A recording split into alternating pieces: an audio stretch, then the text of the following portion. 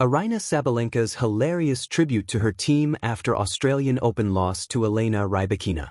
Aryna Sabalenka found humor in defeat as she reflected on another Australian Open final loss.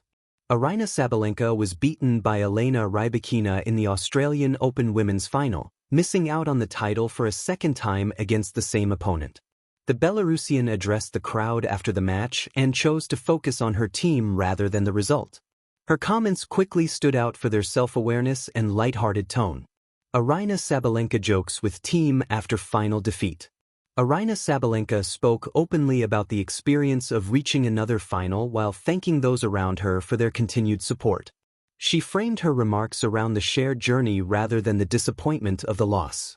The comments came during her on-court address after falling short against Aryna Rybakina in Melbourne. "Thank you to my team for always being there, for enjoying me losing finals. But also sometimes we win them, so let's hope for the best. Plus, let's hope that next year Daphne is going to be ours." The remarks drew laughter and highlighted Sabalenka's ability to defuse frustration with humor. Humor reflects mindset after Australian Open setback. Aryna Sabalenka has now finished runner-up at the Australian Open on more than one occasion, including another defeat to Aryna Rybakina. Despite that record, her tone suggested perspective rather than bitterness, and an optimism for the rest of the year. By turning the moment into a joke about future success, Sabalenka underlined her determination to return and challenge again. Aryna Sabalenka will hope that her loss in the Australian Open final isn't going to set the tone for the rest of the major tournaments this year. Laughing through the heat, Aryna Sabalenka's hilarious love letter to her team. Melbourne in January has a way of stripping tennis players down to their essentials. Under that sun, there's nowhere to hide. Not from the heat, not from the pressure, and definitely not from your own emotions. After a bruising Australian Open match that went Aryna Rybakina's way, Aryna Sabalenka did what she's always done best. She laughed, she teased, and she turned disappointment into a shared joke. Losses at Grand Slams are supposed to be solemn affairs. A bowed head, a polite press conference, a few carefully packaged lines about learning and moving on. Sabalenka, however, has never been especially interested in pretending she's carved from marble. Her tennis is explosive, her emotions are loud, and her sense of humor is delightfully unfiltered. So when the Australian Open ended earlier than she'd hoped, she didn't retreat into silence. She went straight to her team and roasted them lovingly.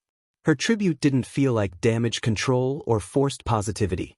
It felt like relief. Like someone kicking off tight shoes after a long day and saying, "Okay, now we can breathe." Sabalenka has always talked about her team as if they're co-conspirators rather than employees.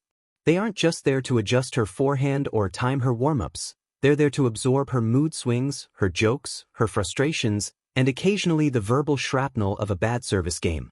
In Melbourne, after the loss, she made it clear that none of it happens alone. The humor was the key. Instead of grand declarations, she leaned into self-awareness. The eye rolls, the "thank you for surviving me," the playful blame-shifting that only works when everyone knows it's rooted in trust. The message underneath the jokes was unmistakable: "I'm still standing because you're here." There's something uniquely modern about that kind of tribute. Tennis used to sell the myth of the solitary warrior, the lone genius battling the elements with nothing but grit and talent. Sabalenka's post-match tone blew that myth apart.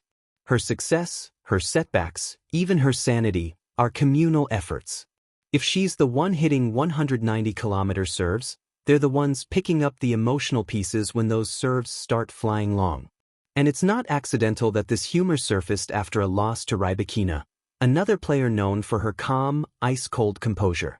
Where Rybakina processes emotion quietly, Sabalenka processes it out loud, with laughter as a pressure valve.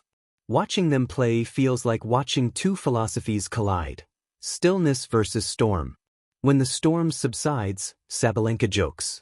It's how she resets. Her tribute also hinted at something deeper: growth. Earlier in her career, losses often spiraled into visible frustration. Rackets cracked, emotions boiled over, and post-match reflections were heavy with self-criticism. Now, even in disappointment, there's perspective. Joking about her team isn't deflection, It's acceptance. It's a sign that losing no longer threatens her identity. The team, in her telling, becomes both shield and mirror.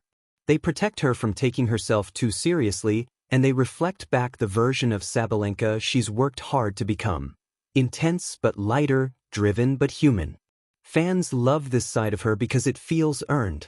The jokes don't erase the pain of a Grand Slam exit, they sit alongside it.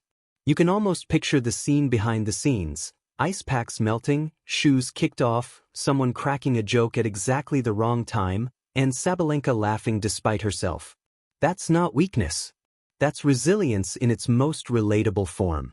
In a sport that often demands stoicism, Sabalenka's tribute was a reminder that joy doesn't have to wait for victory. Sometimes it shows up after defeat, wearing sarcasm and inside jokes, reminding you why you endure the losses in the first place. She didn't win that match in Melbourne. But in the quieter aftermath, in the laughter, the gratitude, the unapologetic honesty, she showed why she keeps winning people over. Not just as a champion, but as a teammate, a fighter, and a player who understands that even the heaviest moments are lighter when you carry them together. And if nothing else, her team walked away with the highest honor in Sabalenka's world, being blamed, thanked, and loved, all at the same time.